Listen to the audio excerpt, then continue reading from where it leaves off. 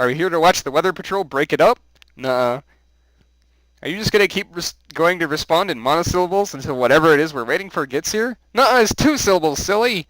Pinky rolled over onto her belly and kicked her legs. And also, I tried to shoot her an irritated scowl, but had to settle for an irritated grin. Well, if we're waiting, we're waiting.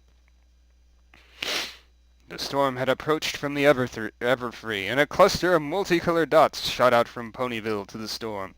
From the ground, I could barely make out that one of them was leaving a rainbow contrail. Hey, it's Rainbow Dash! Who else but Rainbow Dash? Pinky exclaimed, propping up on her elbows and facing skyward. Despite Pinky's assurances that we weren't here to gawk at the storm, I found the patrol's method of handling it to be fascinating.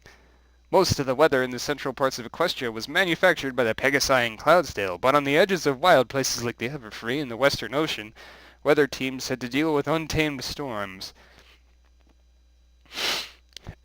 These Pegasi worked in teams of 4. One of them, and from what I could tell, Rainbow Dash filled this position on her team, would swoop in and break off a large piece of cloud, and the other 3 would shred the piece into ribbons before sending it off into Ponyville.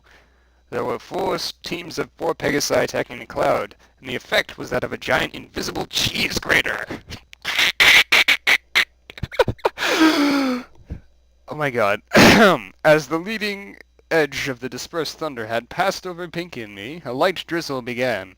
It steadily intensified into a warm downpour that melted the grassy soil. I stretched out, enjoying the feeling of the rain on my coat and the mud under my hooves. Pinky's hair, while not indestructible, was still a lot frizzier than it had any right to be in the rain. So when is this big surprise? Gotta give the rain time to soak in, Pinky replied cryptically. The storm finally yielded to the whirling buzzsaw Pegasi, who shot towards the high atmosphere to dry off. "Ree!" said Pinky.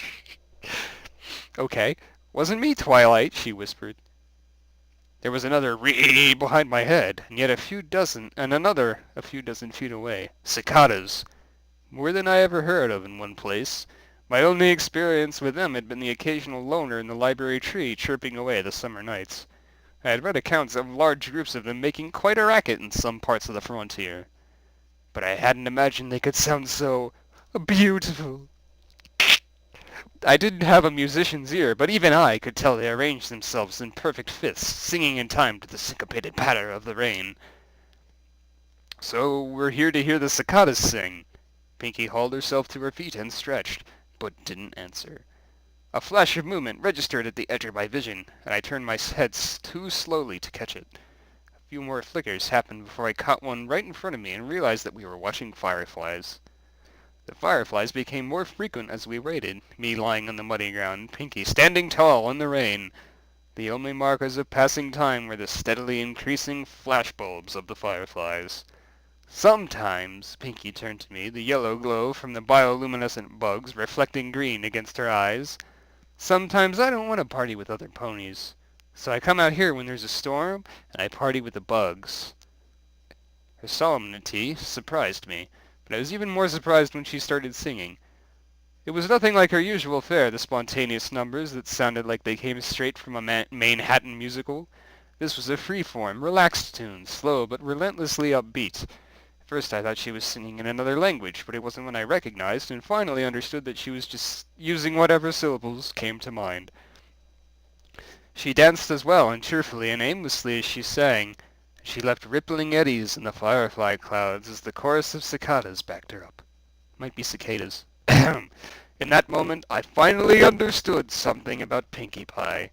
She was the element of laughter, essentially the living incarnation of happiness. But while Pinkie herself was a very social person, not all happiness was the kind experienced with other ponies. Some, like my studies in Fluttershy's animal care, were essentially solitary endeavors. This was Pinkie's introverted side, something I hadn't expected to exist, and it expressed every joy a pony had ever felt alone. Suddenly, like a cluster of stars resolving into a constellation, that doesn't happen. My long-held feelings for her made sense. I wanted her. My body ached for her. My mind longed for her. My soul pined for her. Okay, I know Twilight can be creepy, because of the latest episode, but still. Even though I wasn't so naive as to call it undying love, even a scholar can have a potent but fleeting infatuation, there was a sensation that translated into an almost unbearable need. At the same time, she was untouchable, almost as if she was something holy, beautiful, but inviolable. I felt like a voyeur. In fact, only my powerful fascination kept me from turning my head to give her privacy. Fun fact, I stated in the first part that the reason, well, what I was doing before this was reading Garfield archives, and I actually stopped reading Garfield archives because there was a strip that made them very obviously voyeur fetishists. So we've come full circle. Oh dear. I'm not completely sure how long her dance went on. It was at least half an hour, and probably no more than twice that. It felt like an eternity, but flew past in a blink. And when it was done, there was an exhausted and slightly bashful-looking pink mare in front of me. The rain had finally succeeded in slicking down her mane, and it fell in wavy cascades about her shoulders. And then DJ Pone 3 was a bit of a strobe light. Okay. Did you like it, Twilight? She asked, the physical exertion only barely coming through as a stray note in her voice. Even in the humidity, my throat was dry. I liked it. Good, I think the bugs like it too. Maybe I should ask Fluttershy. Do you know if Fluttershy can talk to bugs? That'd be so neat. That's be so neat. Okay, the S is right next to the D, so I can give him that excuse. Pinky, I don't think bugs can like things. Their nervous systems are, the infatuated part of my brain caught up with the pedantic part and bucked it in the throat. Hey, maybe you're right. As the rain tapered off and the last bits of Pegasus processed cloud moved on toward Ponyville, the cicadas and fireflies returned to rest, and Pinky and I walked home. The streets were well and truly empty, and the village was dark as we walked through the outskirts. Pinky? I asked. She paused in between bounces to cock her head at me, an unspoken invitation to continue. I swallowed. I just wanted to let you know that I'm grateful that you agreed to the date, and you put up with my awkwardness at dinner and showed me the fireflies. I was worried, she answered. I know what ponies like in a party, but I can't just do the same stuff on a date. Besides, you like quiet, and I'm not so good at quiet, so I showed you something that I wasn't ever going to show to any pony. I even Pinkie Pie swore that I wouldn't show it to any pony, but I did anyway. I glanced up and saw that we were nearing my home. The library tree had lights burning. Spike must have seen the note I left him and known I was coming home late. I don't know what to say. You already did, silly. I didn't know how to respond to that, so I just continued on to the library. Pinkie followed me up to the stoop.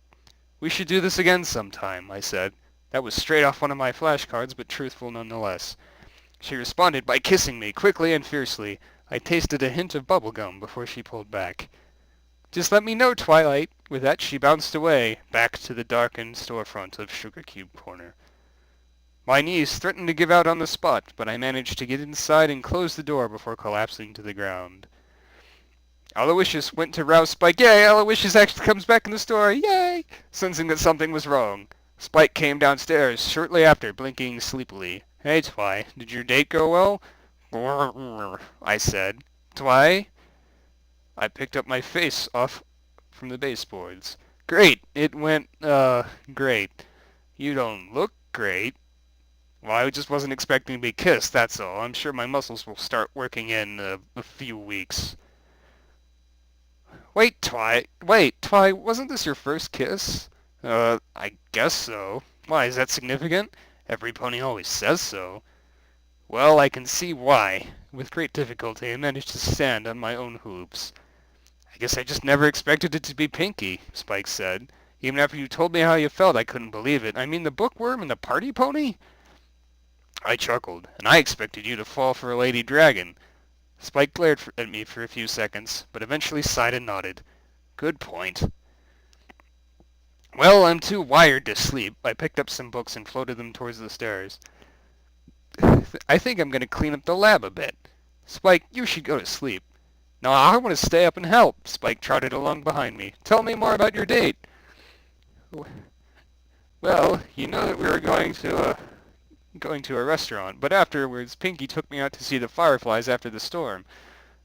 The books preceded us down the stairs. And then when we got back, she kissed me. That's about as much as I can process right now. Do you think you'll go on a Spike yawned mid-sentence, sending forth a gout of flame in my direction. P. Mishap with fire. L.R. Hoof. S.S. I lost concentration on my magic and the books fell clattering to the ground. I. Object falling. Kill twitch. I smelled burning hair and lost my footing. Tumbling shoulder burst down the stairs. In accident with stairs. Side flutter. 4 seconds. I dimly heard Spike yelling at me after me as the world spun round and round. I came down on my rear leg at a bad angle, one of the steps halfway down. K. Leg injury. Unspecified. Usually humorous. Ear flap. L.L.R.R. both. And everything went a little hazy. My last conscious thought was that the pile of catastrophe junk was right at the base of the stairs and that I was going to roll into it. Bizarre Love Story will resume in Part 3, which is going to be like Part 6 because of YouTube length restrictions. If Camtasia will stop properly.